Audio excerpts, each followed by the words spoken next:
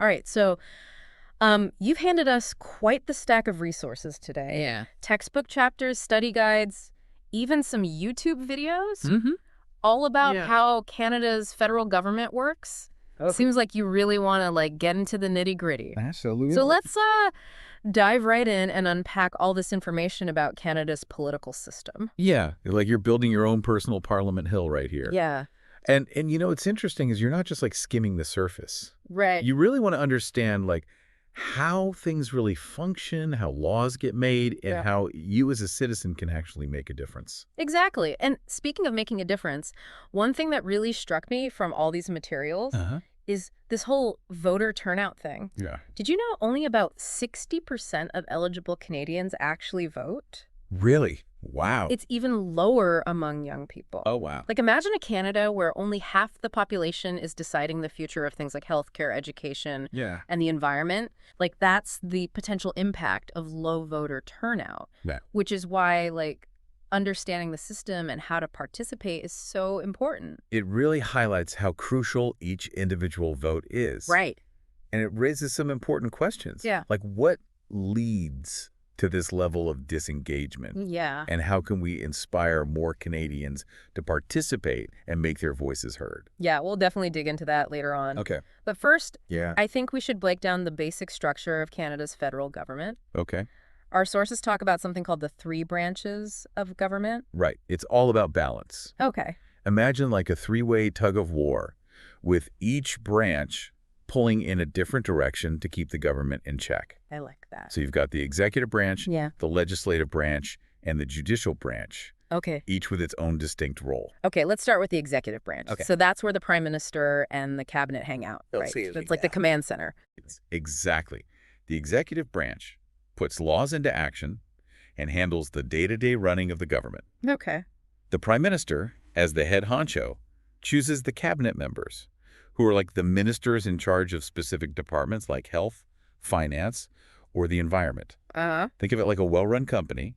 The prime minister is the CEO, Okay. and the cabinet members are the department heads, Right. all working together to keep the country running smoothly. That's a great analogy. Thanks. But like any good company, you need checks and balances to make sure things are running fairly. Right. That's where the legislative branch comes in. So this is where the laws are actually made, right? You got it. Okay. We're talking about the House of Commons and the Senate. Okay. The House of Commons is where most of the lawmaking action takes place. Right. Members of Parliament, or MPs, are elected by voters to represent specific areas, and they debate, study, and vote on proposed laws, which are called bills. Okay, so the House of Commons is where the people's votes directly translate into who's making the laws. Right. And then there's the Senate.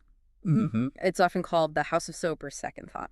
Yeah, Seems pretty serious. it is. Yeah. Senators are appointed, not elected, and they represent regions and minority interests. Okay.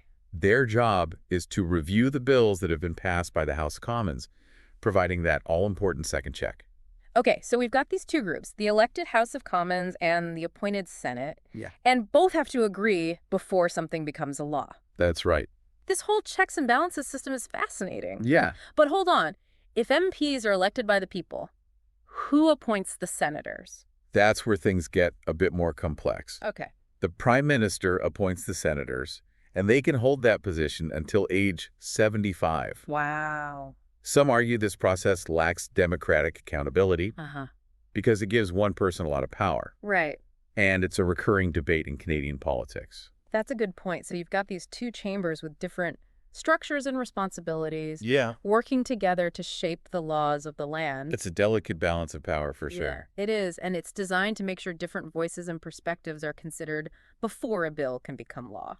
Absolutely. But we're only talking about two of the branches here. Yeah. What about that third player in this tug of war, the judicial branch? Think of them as the referees. Okay. Their job is to interpret and apply the laws that the legislative branch creates, Okay. and the executive branch enforces. Okay.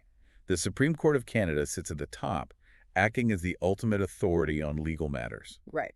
They ensure that laws are consistent with Canada's Constitution, Okay. which includes our Charter of Rights and Freedoms. So they're like the guardians of the rule book, making sure everyone's playing fair. Exactly. Yeah. They make sure the rights and freedoms of all Canadians are protected. Okay, so we have a good grasp of the three branches. But how does a bill actually transform from an idea into a law?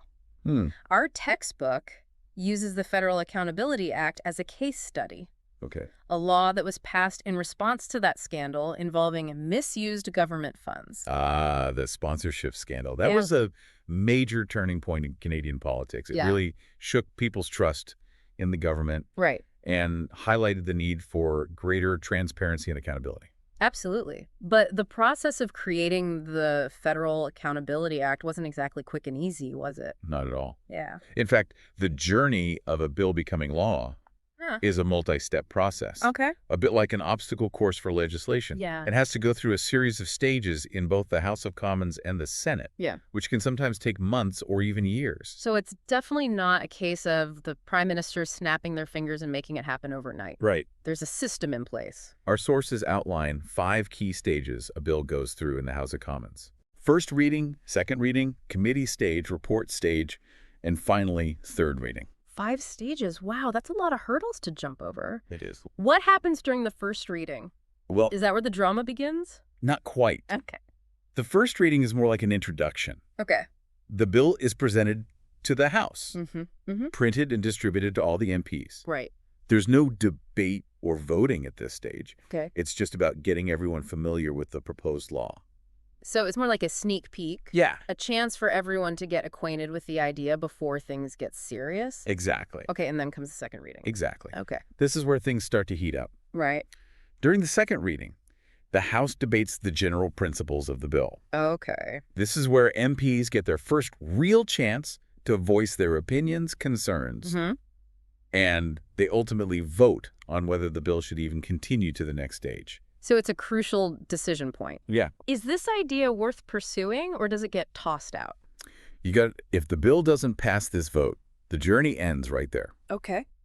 But if it does make it through, the adventure continues onto what's called the committee stage. The committee stage. Yes, This is where things get really interesting, right? absolutely. This is where the fine-tooth comb comes out. Yes, a small group of MPs or senators Okay. forming a specialized committee Uh-huh. really dig into the nitty-gritty of the bill. Yeah. They examine each clause, Mm-hmm. hear from experts, Yeah. and suggest changes or amendments. Yeah. It can get pretty intense. Yeah. And this stage can take weeks or even months, depending on how complex and controversial the bill is. It reminds me of a team of engineers going over the blueprints for a bridge, Yeah, making sure every detail is perfect before they start building. exactly. Then what happens? Well, The bill moves on to the report stage. that's right. The committee presents its findings and recommended amendments to the whole House or Senate, who then debate and vote on those changes. Mm. It's another critical step because this is where significant adjustments can be made to the bill. So it's like having a town hall meeting Uh-huh. to discuss the proposed bridge design. Yeah. Everyone gets a chance to weigh in. Right. And finally, after all this back and forth, Yeah. we reach the 5th stage, Mm-hmm. the third reading. Exactly. This is the final debate and vote on the bill. Okay. At this point, it's usually in its final form after going through all that scrutiny and revision. Right. If it passes the third reading, it's considered approved by that chamber, whether it's the House of Commons or the Senate. Okay, so let's imagine our bill has cleared all those hurdles in the House of Commons. Okay. Does that mean it automatically becomes law? Is Uh, that the end of the journey?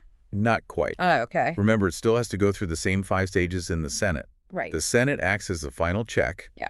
making sure the bill is carefully examined from different angles, Mm. representing both national and regional interests. So it's like having a second team of expert reviewers double-checking those bridge design plans Yeah. just to be absolutely certain everything is safe and sound. Exactly. So even if the House of Commons gives the thumbs up, Mm-hmm. the Senate can still hit the brakes. They can, and they often do. Wow. They might propose further amendments, Yeah. sending a bill back to the House of Commons for more discussion. Right. It's a back-and-forth process designed to ensure thorough scrutiny.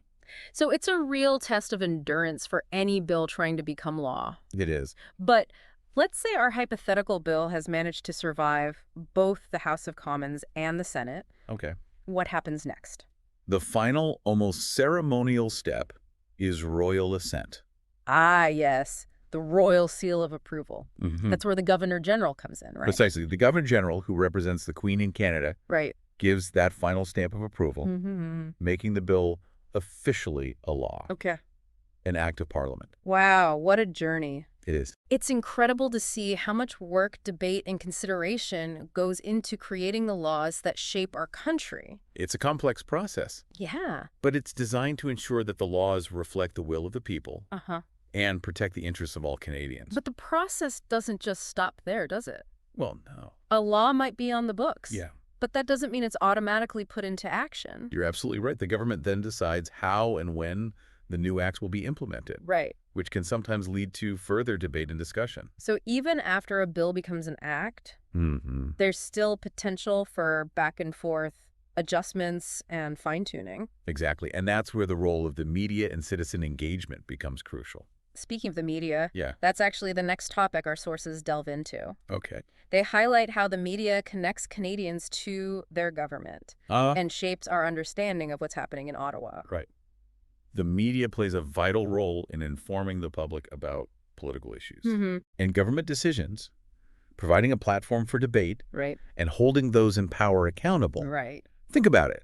How do you stay updated on what's happening in the political world? Yeah. Chances are it's through some form of media. I really like that quote from journalist Don Martin that we found. Oh, yeah? He said, "Our role is to inform people about the impact government is having on their lives."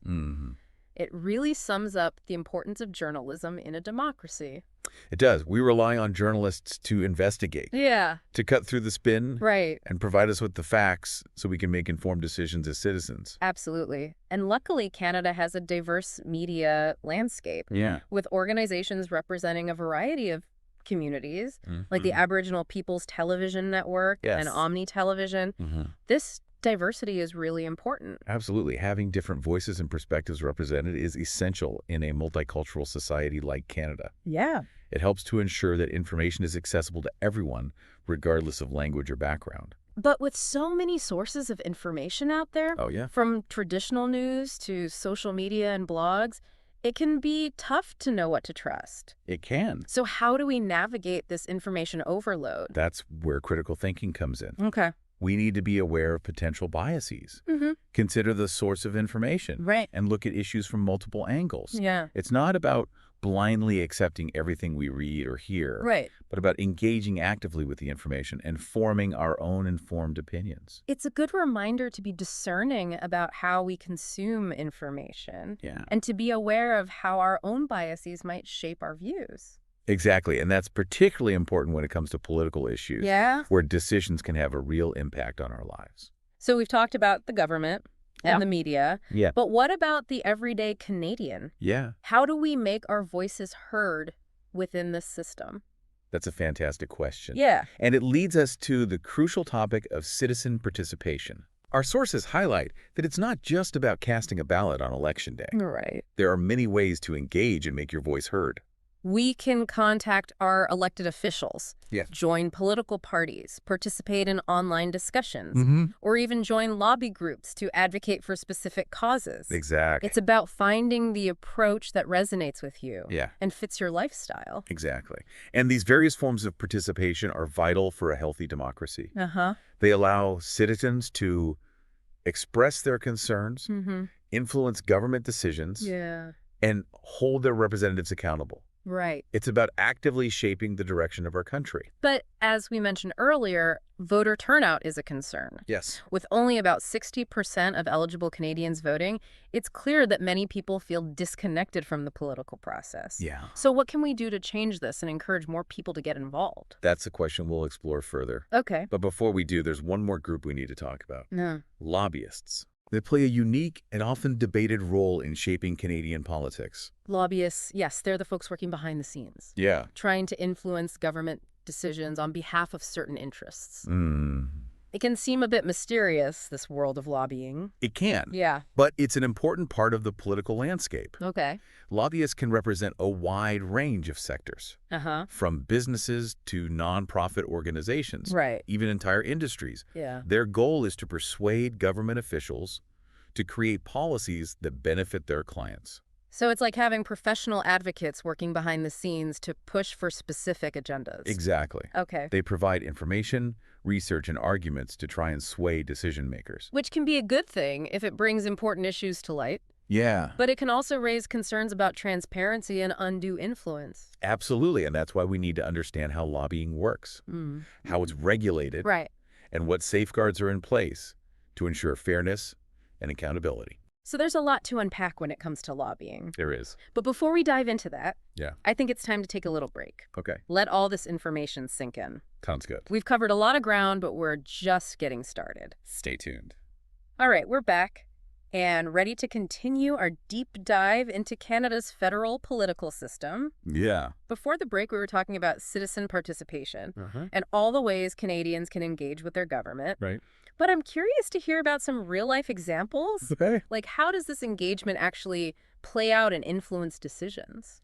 Well, let's think back to the Federal Accountability Act. Okay. That law we discussed earlier passed in response to the sponsorship scandal. Right. Remember, that involved the misuse of public funds? And it really sparked public outrage. Yes, that scandal was all over the news. Yeah. And it definitely seemed to get people talking about the need for more transparency and accountability. Exactly, that public pressure. Right. Fueled by media coverage and citizen activism was a major driving force behind the government's decision to address the issue. Yeah. People wrote letters to their MPs. Right. Organized protests. Yeah. And demanded action. Wow. It wasn't just politicians deciding it was time for a change. Right. It was a direct response to the concerns of everyday Canadians. That's a great example of how citizen engagement can have a real impact. It is. It's inspiring to see how people can come together and push for change. It is. But what about those who feel like their voices aren't being heard? What about groups who face systemic barriers to participation? That's an important question. Yeah. And it's something Canada continues to grapple with. Right. Our sources highlight the challenges faced by certain groups, particularly Indigenous peoples, in engaging with the federal political system. Yeah. It's crucial to acknowledge the historical and ongoing injustices they've experienced. Absolutely. One of the YouTube videos we watched mentioned that Indigenous peoples weren't even given the right to vote in federal elections until 1960. Wow. It's a stark reminder of how far we've come and how much work still needs to be done. It's a reminder that true reconciliation requires more than just words. Yeah. It demands action. Right. And part of that action is ensuring that Indigenous peoples have equal access to the political process and that their voices are heard and respected. Our textbook excerpt mentioned a study by Anna Hunter, the director of the Aboriginal Public Administration program at the University of Saskatchewan. She pointed out that many Indigenous people still feel excluded from Canada's political system. Yeah, her research highlighted some key challenges. Like what? For instance, Indigenous peoples are underrepresented in terms of population, which can make it harder to elect representatives who truly understand their needs and priorities. Right. There's also the issue of distrust in a system that has historically marginalized and oppressed them. Right? Some Indigenous peoples choose not to vote because they view Canada's political system as a colonial imposition that doesn't reflect their own traditions and values. It's a powerful statement. It is. And it underscores the need for ongoing dialogue, education, and a genuine commitment to incorporating Indigenous perspectives into policymaking. Absolutely. Creating a truly inclusive and representative political system requires a deep understanding of the historical context. Right. And a willingness to address these systemic inequalities that persist. Yeah. So we've talked about the formal structures of government, the complexities of lawmaking, the media's role, and the importance of citizen participation. It's a lot to take in. It is. What are some of the key things you think our listeners should keep in mind as they continue to explore Canada's political system?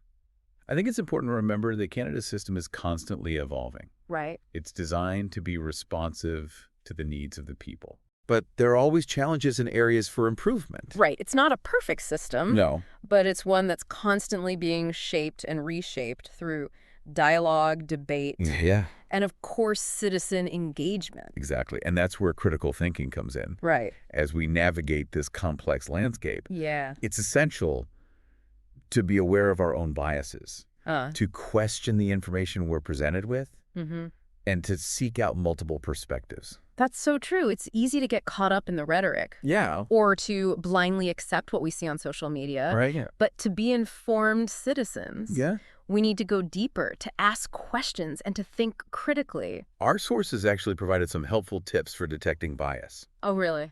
Like He where? suggested things like checking the author's credentials, Okay. looking for factual evidence, Uh-huh. and watching out for emotional appeals or stereotypes. It's like being a detective. Right? We need to be able to sift through the information Yeah. and identify what's credible and what might be misleading. Exactly. And it's important to remember that bias can exist even in seemingly reliable sources. Right. It's about approaching everything with a critical eye Hmm. and being willing to challenge our own assumptions. This all ties back to what we were saying earlier about the media. Yeah. With so many sources of information out there, it's more important than ever to be media savvy and to consume information thoughtfully. Absolutely. And as citizens, we have a responsibility to hold the media accountable, Right. to challenge inaccuracies or biases, Yeah. and to demand high-quality journalism. Yeah. So we've talked about how citizens can engage with the system. Right. But what about the things that prevent people from participating? What are some of the barriers to engagement, and how can we overcome them? That's a great question. Yeah. And it brings us back to the issue of low voter turnout. Right. We know that only about 60% of eligible Canadians are voting, and the numbers are even lower among younger generations. It's a worrying trend. It is. If so many people are choosing not to participate, what does that say about the health of our democracy? It raises concerns about representation. Yeah. And whether the government truly reflects the will of the people. Right. Our sources pointed to several reasons for this apathy, including disillusionment with the political process, a lack of awareness about the issues, or even practical barriers like difficulty registering or getting to the polls. So it's not just about convincing people that voting is important. No. It's about addressing the underlying issues that might be preventing them from engaging in the first place. Exactly. We need to make the system more accessible and engaging. What are some ways to do that? Well, we could make the registration process easier. Okay. Perhaps by allowing online registration, automatic voter registration. Okay. We could also offer more flexible voting options like online or mail-in ballots, making it more convenient for people to cast their votes. Those sound like great ideas. Thanks. It's about removing the hurdles and making the system more user-friendly. Exactly. And we can't forget about the importance of civic education. Right. We need to equip people, especially young people, with the knowledge and tools to understand how this system works and why their participation matters. It's about empowering people to feel like they have a voice and that their vote truly makes a difference. Absolutely. It's about fostering a sense of ownership and responsibility when it comes to our democracy. So we've explored the barriers to participation and some potential solutions. Yeah. Now let's dive into the world of lobbying. Okay. It's a fascinating Yeah. but sometimes controversial aspect of the political process. It certainly is. Lobbying can be a powerful tool for advocating for change. Yeah. But it also raises important questions about transparency and influence. Okay, so let's break it down. What exactly is lobbying and how does it work in Canada? In essence, lobbying is the act of trying to influence government decisions. Okay. Lobbyists can be individuals or groups who represent a particular interest. Right. Whether it's a business, a nonprofit organization, or an entire industry. Okay. They work to persuade government officials to adopt policies that are favorable to their clients. So it's like having professional advocates working behind the scenes to push for specific agendas. Exactly. Lobbyists use a variety of tactics, from providing information and research to organizing campaigns and meeting directly with decision makers. And this is where the issue of transparency comes in, right? It does. If these discussions are happening behind closed doors, how can we be sure that everything is above board? That's a valid concern. Yeah. To address this, Canada has a lobbying act that requires lobbyists to register with the government and disclose who they're representing and who they're meeting with. So there's a system in place to shed light on who's trying to influence government decisions. Yeah. And for what purpose? Exactly. This transparency helps to ensure accountability and allows the public to scrutinize the lobbying process. But even with these regulations, lobbying can still be a bit of a gray area, right? Yeah. Where do we draw the line between legitimate advocacy and undue influence? That's the million-dollar question. Yeah. There are ongoing debates about how to strike the right balance between the right to lobby and the need to prevent corruption or favoritism. Our sources gave us a good example of this with the debate surrounding oil sands development in Alberta. Right. The oil sands are a major source of economic activity for Canada. But they've also generated controversy due to their environmental impact. Right. It's a classic example of how different interests collide in the political arena. We have quotes from two lobbyists with contrasting viewpoints. Pierre Alvarez, the president of the Canadian Association of Petroleum Producers, and Chris Severson-Baker from the Pembina Institute, an environmental organization. Yeah. Alvarez argues that the oil and gas industry is crucial for Canada's economic prosperity and advocates for policies that support its development. Severson-Baker, on the other hand, emphasizes the environmental consequences of oil sands extraction and pushes for stricter regulations and a transition to renewable energy. It's interesting to see those different perspectives. It is. Yeah. It's fascinating to see how these opposing viewpoints play out in the lobbying process. It is. Both sides present their arguments, build coalitions, and try to win over public opinion and decision makers. It's a reminder that the political landscape is rarely black and white. Yeah. There are often complex issues with competing interests. Right. And it's the government's role to weigh those interests and make decisions that are in the best interest of all Canadians. And that's where informed citizen participation becomes so important. Absolutely. By understanding the issues, engaging in the debate, and holding our elected officials accountable, we can help shape the direction of our country. Absolutely. We need to move beyond simply observing the process to actively participating in it. So it seems like we've come full circle. Yeah. We started by talking about citizen engagement. And now we're back to emphasizing its importance in the context of lobbying and decision-making. It really is a central theme throughout this entire deep dive. And on that note, I think it's time for us to wrap up part 2 of our exploration. Stay tuned for part 3, where we'll get practical and discuss specific ways you can make your voice heard and become an active participant in shaping Canada's future. Sounds good. All right, we're back for the final part of our deep dive into Canada's federal political system. We've covered the structure, the processes, the players, even some potential areas for improvement. But now let's get down to brass tacks. You've learned how the system works, but what are the concrete steps you can take to get involved and make your voice heard? That's the question, isn't it? Yeah. It's easy to feel overwhelmed by all this information. Right. But the good news is there are so many ways to engage with the political process. You can tailor your involvement to, your interests, your time, even your personality. Let's start with, the most basic fundamental act of participation in a democracy. Voting. Right. It's your chance to choose the people who will represent you at the federal level. The people who will make decisions on issues that affect your life. It's your voice literally in the system. Right. But as we've discussed, voter turnout in Canada is a concern, particularly among younger generations. So how do we ensure that your vote counts? Well, first things first, make sure you're registered to vote. Right. Elections Canada has made this super easy. You can check your status and register online in just a few minutes. No more excuses for not being on the list. And once you're registered, the next step is to do your homework. Absolutely. Take the time to learn about the candidates in your riding, their platforms, what they stand for. Go beyond just name recognition or party affiliation. Read their websites, watch interviews, maybe even attend a local debate. It's about making an informed decision, choosing the candidate who best aligns with your values and priorities. Exactly. And once you've made your choice, mark your calendar and get yourself to the polls on Election Day. Or take advantage of advanced polling if that works better for your schedule. Right. Every vote makes a difference. It does. Especially in those close races where the outcome can hinge on just a handful of ballots. Remember those nail-biting election night results? The lead keeps shifting back and forth? Your vote could be the one that tips the scales. So voting is crucial, but it's just the tip of the iceberg when it comes to citizen participation. Exactly. There's a whole spectrum of ways to engage, and voting is just the first step. What other options are out there? Well, we can contact our elected officials directly. They're there to represent us, to hear our concerns, our suggestions, our feedback. They work for us. They do.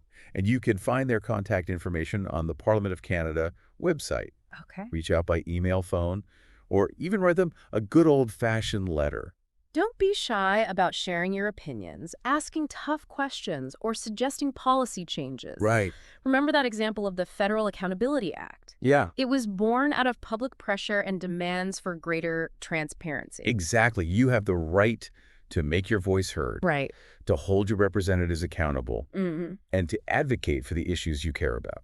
And if you're really passionate about a specific cause, consider joining or supporting a lobby group that aligns with your values. That's a great way to amplify your voice Yeah. and connect with others who share your passion. Right. There are countless organizations working to influence government policy on a wide range of issues, from climate change to social justice to economic development. Earlier, we talked about the Canadian Association of Petroleum Producers and the Pembina Institute. Yeah. Two groups with very different perspectives on oil sands development. Right. Those are just two examples of the many organizations out there fighting for their causes. It's about finding your tribe, so to speak. Yeah. And joining forces with others to create a bigger impact. And let's not forget the power of the media. Ah, yes, the fourth estate. The media plays a crucial role in shaping public discourse, holding those in power accountable, and shining a light on issues that might otherwise remain hidden. Be an active consumer of news and information. Right. Read articles from a variety of sources. Yeah. Engage in online discussions. Write letters to the editor. Or even consider starting your own blog or podcast to share your unique perspective. The more informed and engaged the public is, the stronger our democracy becomes. We've been talking a lot about how to get involved. Yeah. But I want to touch on something you mentioned earlier, the importance of critical thinking. Right. In this age of information overload and social media echo chambers, it's more important than ever to be discerning about the information we consume. Absolutely. We're bombarded with messages from all sides. Right. And it can be difficult to sift through the noise and determine what's credible and what's not. Our sources highlighted some key strategies for developing those critical thinking skills. Right, like evaluating the source of the information, considering the author's expertise and potential biases, Okay. looking for evidence-based arguments rather than emotional appeals, Right. and of course seeking out diverse perspectives. It's about training ourselves to be skeptical, to ask questions, and to challenge our own assumptions. And remember, critical thinking isn't just about analyzing information. Right. It's also about reflecting on our own beliefs and biases. Yeah. We all come to the table with our own perspectives, shaped by our experiences and values. It's about being aware of those biases and being open to challenging them. Exactly. It's an ongoing process. Yeah. And it's essential for engaging in meaningful dialogue and building bridges across different viewpoints. So we've covered a lot of ground in this deep dive. We have. And I hope our listener is feeling inspired and empowered to get involved. Me too. But before we wrap up, I have one final, Okay. maybe slightly provocative question. All right. What if you're not just interested in participating in the system as it is, but you want to change it? Okay. What if you see flaws that need to be fixed?